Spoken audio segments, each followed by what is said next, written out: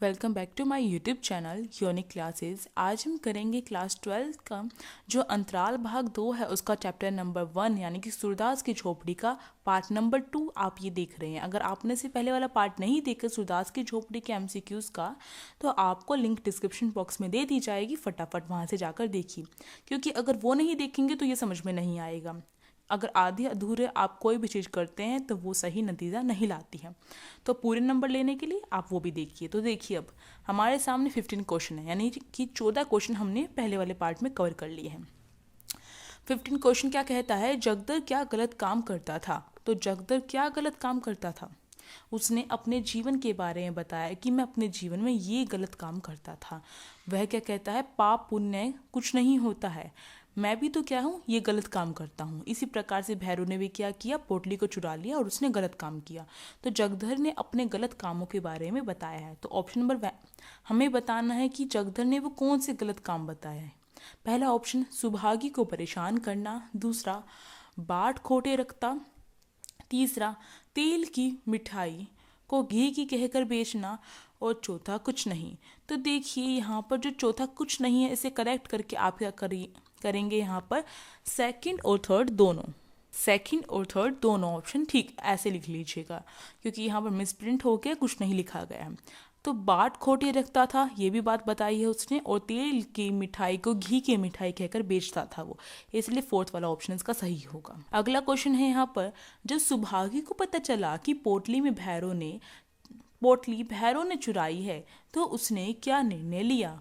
जब सुभागी को इस बात का पता चला, और ये बात किसने बताई सुभागी को, जगधर ने बताई, क्योंकि जगधर क्या है, अब भैरव से ईर्ष्या कर रहा था, जलन का भाव उसके मन में आ गया था, तो इसलिए वह पहले सूरदास को बताता है। सूरदास इस बात से मुखर जाता है कि उसके पास कोई पोटली भी थी, क्योंकि सूरदास का मानना था कि एक गरीब के पास इतने ज़्यादा रुपए की पोटली होना सही नहीं है, तो इसलिए वह इस बात से फिर जाता है।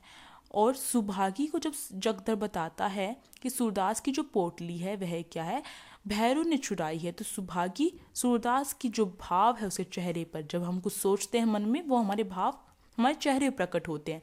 इसी प्रकार से सूरदास जो सोच रहा था, उसके मन में जो निराशा का भाव था वो क्या है, अब उसके चेहरे पर दिखाई दे रहा था। इसी चीज़ को सुभागी ने क्या है, पढ़ लिया, यानी कि परख लिया, और उसे यकीन हो गया कि भैरव ने ही क्या किया है, उसकी पोटली को चुराया है। तो अब उसने क्या निर्णय लिया, क्योंकि सुभागी इतनी ज़्यादा स्वार्थी नहीं हो सकती कि उसके कारण जिसने उसे शरण दी उसी का क्या हो सके, उसके साथ अन्याय हो सके, ऐसा वह नहीं सह सकती थी। इसलिए ऑप्शन नंबर पहला देखिए, भैरव के घर पर जाने का। दूसरा, पोटली वापस लाने का। तीसरा, पुलिस को बताने का।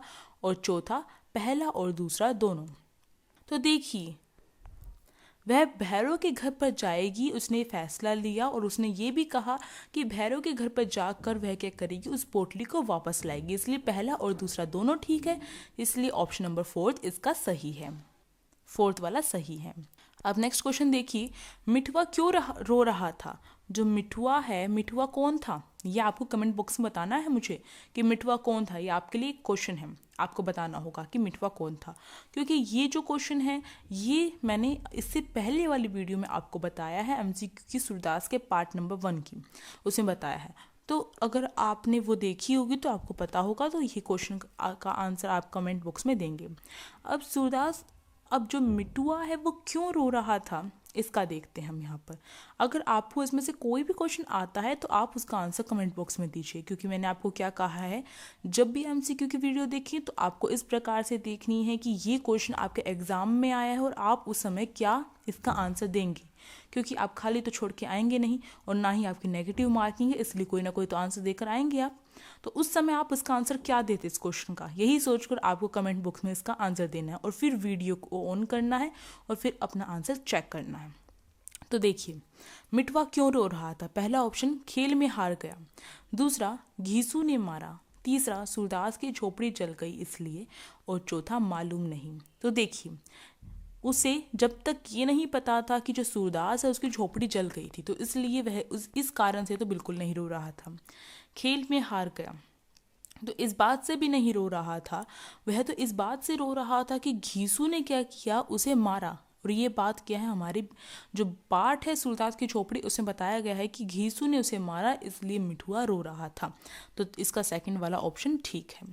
नेक्स्ट क्वेश्चन 18 देखिए, तुम खेल में रोते हो, किसने कहा? ये वाक्य किसने कहा कि तुम खेल में रोते हो? पहला सूरदास ने, दूसरा मिठुआ ने, तीसरा घीसू ने और चौथा सुभागी ने। तो ये जो वाक्य है ये कहा था घीसू ने कहा। और ये वाक्य घीसू ने किसको कहा था? ये वाक्य घीसू ने मिठुआ को कहा था। जब मिठुआ रोता हुआ भागा आता है तो वह पीछे से बोलता है घीसू कि तुम खेल में रोते हो। इस वाक्य से सूरदास पर भी बहुत ज़्यादा इफेक्ट पड़ता है, बहुत ज़्यादा प्रभाव पड़ता है और वह निराशा के भाव से आशा के भाव में आ जाता है। निराशावादी जो सोच थी उससे वह आशावादी सोच में आ जाता है। उसे लगता है जिंदगी भी एक खेल की तरह है और इसमें किस प्रकार का रोना। तो जो घीसू ने ये वाक्य कहा था, थर्ड वाला ऑप्शन इसका सही है। अगला क्वेश्चन देखिए, यहाँ पर 19 है, तुम खेल में रोते हो, किससे कहा? तो किससे कहा, अभी मैंने इसका आंसर बताया है आपको। इसका आंसर आपको कमेंट बॉक्स में देना है, 19 नंबर डालना है और ऑप्शन नंबर आपको ब्रैकेट में डालना है। फिर मैं आपको बताऊंगी कि ये आपका जो आपने जो आंसर दिया है वो सही दिया है नहीं दिया है। क्वेश्चन क्या पूछा गया, तुम खेल में रोते हो। ये वाक्य किसने बोला था? घीसू ने बोला था। और किससे बोला था ये आपको कमेंट बॉक्स में बताना है। ऑप्शन यहाँ पर पढ़ देती हूँ मैं आपके। पहला ऑप्शन सूरदास से, दूसरा घीसू से, तीसरा मिठुआ से और चौथा सुभागी से। तो इसका जल्दी से आंसर बताइए मुझे। ये आपको खुद को भी चेक करना है और मुझे बताना है कि मैं जो आपको बीच बीच में जो बातें बताती हूँ, जो एक्सप्लेनेशन देती हूँ, इसका कुछ फ़ायदा होता है या नहीं होता है। क्योंकि अगर यही आपकी मेमोरी चेक करेगा कि आप कितना सुनते हैं, जिससे आपको क्या होता है, जल्द से जल्द बातें याद होती हैं। क्योंकि जितना हम पढ़ते हैं उससे ज़्यादा सुनकर हमें याद होता है। इसका आंसर जल्दी से जल्दी बताइए मुझे कमेंट बॉक्स में। अगला क्वेश्चन देखिए, 20वां हमारे सामने है, सूरदास की झोपड़ी पाठ के आधार पर सूरदास की विशेषता क्या है? अब सूरदास की जो झोपड़ी पाठ है उसमें जो सूरदास का चरित्र है या फिर जो उसकी विशेषता है वो हमें बतानी है। पहला कर्मशील, दूसरा हार न मानने वाला, तीसरा सहृदय व्यक्ति और चौथा उपरोक्त सभी। तो इसका जो आंसर है एमसीक्यू में पूछा गया है। आपका क्या है, इसका आंसर आपके लॉन्ग आंसर टाइप क्वेश्चन में भी पूछा जाता है कि सूरदास का चरित्र चित्रण बताइए। या फिर आपको एक लाइन दे दी जाती है कि खेल में भी रोते हैं, इसके आधार पर सूरदास का जो चरित्र चित्रण है उसे बताइए। इस बात का जो प्रभाव पड़ा सूरदास पर, उससे चरित्र चित्रण में क्या प्रभाव पड़ा ये बताइए। तो सबका आंसर एक ही है कि सूरदास का जो चरित्र चित्रण है वो हमें बताना है, सूरदास की विशेषता हमें बतानी है। तो कर्मशील, सूरदास कर्मशील था। इसके पीछे कारण भी होना चाहिए। यहीं पर मैं आपका लॉन्ग आंसर टाइप क्वेश्चन भी तैयार करवा देती हूँ आपको। कर्मशील किस प्रकार से था? क्योंकि उसके मन में कर्म करने का भाव था। उसके मन में क्या आया कि अगर ये झोपड़ी जल गई है तो क्या हो गया, पोटली मेरी चोरी हो गई है तो क्या हो गया, मैंने अभी भी तो कमाई है, जो अभी भी तो पैसे इकट्ठे किए थे, क्या फिर से पैसे इकट्ठे नहीं हो सकते? उसके मन में भाव आया। तो ये भाव उसी व्यक्ति के मन में आ सकता है जो कर्मशील होता है, जो कार्य करने में विश्वास रखता है। आलसी व्यक्ति के मन में ऐसा नहीं आएगा। अगर मानिए आप एक टेस्ट देकर आए हैं स्कूल में, और स्कूल में आप नहीं, कोई भी बच्चा देकर आया है स्कूल में टेस्ट, और उसके क्या है मार्क्स कम आ जाते हैं उसमें, तो उसके मन में दोबारा से अच्छे मार्क्स लाने का जो भाव है वो उसी समय आएगा जब वह क्या होगा, वो कर्मशील होगा। यानी कि उसमें कर्म करने की इच्छा होगी, मैं मेहनत करूंगा और अच्छे मार्क्स लेकर आऊंगा। ये जो बात है उसी व्यक्ति के मन में आएगी जो क्या है, मेहनत कर सकता है। आलसी व्यक्ति के मन में नहीं आएगा। बहुत बच्चे ऐसे होते हैं, क्या कम ही तो नंबर आए हैं, क्या हो गया, पास तो हो ही जाऊंगा। पर पास होना कंपल्सरी नहीं है आपको। पर पास तो सभी हो जाते हैं, ज़्यादातर बच्चे। उनमें से अलग बनकर दिखना, दौड़ में सभी शामिल हो जाते हैं, पर दौड़ में विजेता बनना ये अलग बात होती है। इसी प्रकार से हमारी ज़िंदगी में भी है, आपके 12th क्लास में भी ये बात लागू होती है। और सूरदास के मन में ये भाव आया कि वह दोबारा सी मेहनत करेगा, तो वह क्या था, वह कर्मशील है। तो फर्स्ट वाला ऑप्शन ठीक है इसका। अब दूसरा देखिए, हार न मानने वाला, वह हार भी नहीं मानने वाला व्यक्ति है। किस प्रकार से पता चलता है? क्योंकि उसके मन में जो निराशा का भाव थोड़े ही समय के लिए क्यों ना उत्पन्न हुआ हो, एकदम से वह आशावादी हुआ और उसके मन में क्या आया, अब वह क्या करेगा, दोबारा से अपनी झोपड़ी बनाएगा, दोबारा से क्या है धन इकट्ठा करेगा और अपनी इच्छाओं को पूरा करेगा। और जो 3 इच्छाएं मैंने आपको बताई थी फर्स्ट वाले वीडियो में, इससे पहले वाले वीडियो में, तो जो ये भाव है कि जब मिठुआ पूछता है कि तुम कितनी बार बनाओगे, कोई दोबारा से आकर जला देगा तुम्हारी झोपड़ी को, तो क्या कहता है, मैं 100 लाख बार बनाऊंगा। इससे पता चलता है कि वह हार नहीं मानने वाला है। सामने वाला थक जाएगा पर वो नहीं थकेगा, तो इससे इस बात का पता चलता है। तो सेकंड वाला भी ठीक है इसका। थर्ड वाला देखिए, सहृदय व्यक्ति। अब ये सहृदय व्यक्ति किस प्रकार से था, इसके 2 एग्जाम्पल मिलते हैं। एक तो उसके मन में एक इच्छा, जो 3 इच्छाएं थी उसमें से एक इच्छा थी कि वह क्या करेगा, कुएं का निर्माण करवाएगा, यानी कि सार्वजनिक रूप से कुएं का निर्माण करवाएगा गाँव के लिए। तो इसमें कल्याण की भावना थी, सामाजिक कल्याण की। तो इससे पता चलता है वह सहृदय व्यक्ति था। दूसरा पता चलता है कि सुभागी, जो अपने पति भैरव से तंग होकर क्या आई, भैरव से तंग होकर सूरदास की शरण में आई थी। सूरदास ने क्या किया, उसे शरण दी, चाहे उसे अपमान क्यों ना झेलना पड़ा, उसके चरित्र चित्रण पर लांछन क्यों ना लगाया गया कि वह क्या कर रहा है, किसी और की पत्नी के साथ रह रहा है, पर उसे क्या है, और उसके मन में गलाने का भाव होने के जगह पर क्या था, उसे अच्छा लगा कि उसने सुभागी की मदद की, क्योंकि सुभागी बेचारी एक औरत थी जिसे उसका पति परेशान कर रहा था। तो इसलिए वह चाहे अपमान को सह लेगा, पर एक जो स्त्री है उसकी इज्जत को, और अगर कोई परेशानी में है तो उसे नहीं देख सकता है। तो सहृदय व्यक्ति भी था। तो जब आप इसका लॉन्ग आंसर टाइप क्वेश्चन लिखेंगी, इसका आंसर लिखेंगी, तो उसमें आपको रीज़न भी बताने हैं जो मैंने यहाँ पर आपको बताए हैं। तो इसलिए इसका उपरोक्त सभी सही होगा आंसर, 4th वाला। अगला क्वेश्चन 21वां, सुभागी किसकी तुलना भैरव से करती है। सुभागी क्या करती है, तुलना करती है एक व्यक्ति की भैरव से। अब वो व्यक्ति कौन था, पहला बताइए। तो देखिए, पहला ऑप्शन सूर की, सूर्य की, सूर्य मतलब सूरदास की। दूसरा बजरंगी की, तीसरा जगधर की, और चौथा स्वयं की। जगधर की तुलना क्या करती है, भैरव से करती है कि जगधर क्या है, उसी पलड़े का है, यानी कि जगधर भी क्या है, सूरदास की भांति ही है, सूरदास का साथ देने वाला ही है, उसके भांति ही जगधर क्या है, भैरव जैसा ही है। जिस प्रकार से भैरव क्या करता है, उसे परेशान करता है, तो जगधर भी कोई अलग नहीं है, वो उसी का गुरु लगता है कुछ, तो उसकी तुलना भैरव से करती है जगधर की। तो 3rd वाला इसका सही है। अगला क्वेश्चन देखिए, सूरदास झोपड़े में लगी आग के समय चले जाने के बाद कहाँ बैठा हुआ था। जब सूरदास की झोपड़ी में आग लग गई तो थोड़े समय के लिए लोग रहे, उन्होंने टिप्पणियाँ की, उन्होंने आलोचना की झोपड़ी में लगी हुई आग की। जैसे कि कोई भी घटना घटित होती है तो 4-5 लोग इकट्ठे होते हैं तो और उसके बारे में कुछ ना कुछ बातचीत करते हैं।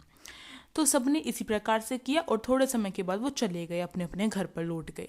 परंतु जो सूरदास है वो कहाँ पर बैठा रह गया, वो कहाँ पर रहा उस समय, पूरी रात कहाँ रहा। पहला मंदिर में, दूसरा भैरव के घर में, तीसरा सुभागी के पास, और चौथा जली हुई झोपड़ी में। तो मैंने आपको बताया था कि वह जली हुई झोपड़ी में रहा और राख को क्या करता रहा, उलट पुलट करता रहा अपनी पोटली को ढूंढने के लिए। तो ऑप्शन नंबर 4 इसका सही है, जली हुई झोपड़ी में रहा वह पूरी रात। अगला क्वेश्चन यह है, फूस की राख नहीं उसकी अभिलाषाओं की राख थी, ऐसा क्यों कहा, ऐसा वाक्य क्यों कहा गया है। बहुत बार क्वेश्चन पूछा जाता है कि यह फूस की राख नहीं थी। फूस क्या होता है, जो वहां पर घास फूस थी जिससे वह झोपड़ी बनाई गई थी घास फूस से, वह उसकी राख नहीं थी, वह क्या थी, उसकी अभिलाषाओं की राख थी। अभिलाषा मतलब उसकी इच्छा की राख थी। तो ऐसा क्यों कहा गया, पहला क्योंकि उसकी झोपड़ी जल गई, दूसरा क्योंकि वह बेघर हो गया, तीसरा क्योंकि उसकी पोटली में रखे पैसे नष्ट हो गए, और चौथा उपरोक्त सभी। क्योंकि उसकी झोपड़ी जल गई, क्योंकि वह बेघर हो गया, ये दोनों ऑप्शन नहीं होंगे, क्योंकि उसे उसकी झोपड़ी से ज़्यादा उसकी जो अभिलाषा की राख थी, अभिलाषा मतलब उसकी इच्छा की, और उसकी इच्छा किस में समाई हुई थी, उस पोटली में समाई हुई थी। उस पोटली के द्वारा वह अपने 3 इच्छाओं को पूरा करना चाहता था। अब वो 3 इच्छाएं कौन सी थी, आप कमेंट बॉक्स में मुझे बताइए, क्योंकि आपने फर्स्ट वीडियो देखी होगी, मैं यही सोच कर चल रही हूँ। तो क्योंकि उसकी जो पोटली है उससे उसकी जो इच्छाएं थी वो पूरी होने जा रही थी, पूरी होने वाली थी, वो क्या है, वो अब उस झोपड़ी में जल गई है, ऐसा सूरदास का मानना था। इसलिए वह केवल फूस की राख नहीं थी, वह उसकी अभिलाषा यानी कि उसकी पोटली जो थी उसके नष्ट होने की राख थी। 3rd वाला ऑप्शन इसका सही है। अगला क्वेश्चन, तो हम 100 लाख बार बनाएंगे। यह कथन किसने कहा? तो ये कथन किसने कहा था? अभी अभी मैंने आपको बताया था। पहला ऑप्शन सूरदास, दूसरा जगधर, तीसरा मिठुआ और चौथा सुभागी। इसका आंसर आप कमेंट बॉक्स में मुझे देंगे कि तो हम 100 लाख बार बनाएंगे। तो ये बात किसने कही थी, इसका आंसर आपको कमेंट बॉक्स में देना है। आपको डालना है 24 नंबर और ब्रैकेट में आपको इनमें से जो भी आपका आंसर है वो यहाँ पर लिखना है। मैं आपको बताऊंगी कि आपका आंसर सही है या नहीं है। तो इसी के साथ यहाँ पर आपका जो ये सूरदास की चोपड़ी के MCQs है वो आपके यहाँ पर कंप्लीट होते हैं। और अगर वीडियो अच्छी लगी तो लाइक कर सकते हैं, शेयर भी कर सकते हैं अगर आप इसी तरीके से अपने फ्रेंड्स की मदद करना चाहते हैं। और अगर आप चैनल पर नए हो तो आप क्या कर सकते हैं, मेरे चैनल को सब्सक्राइब भी कर सकते हैं और साइड में जो बेल आइकन है उसे प्रेस करना मत भूलिएगा, जिससे एक न्यू वीडियोज़ की नोटिफिकेशन आपके फ़ोन में आ सके। Thank you.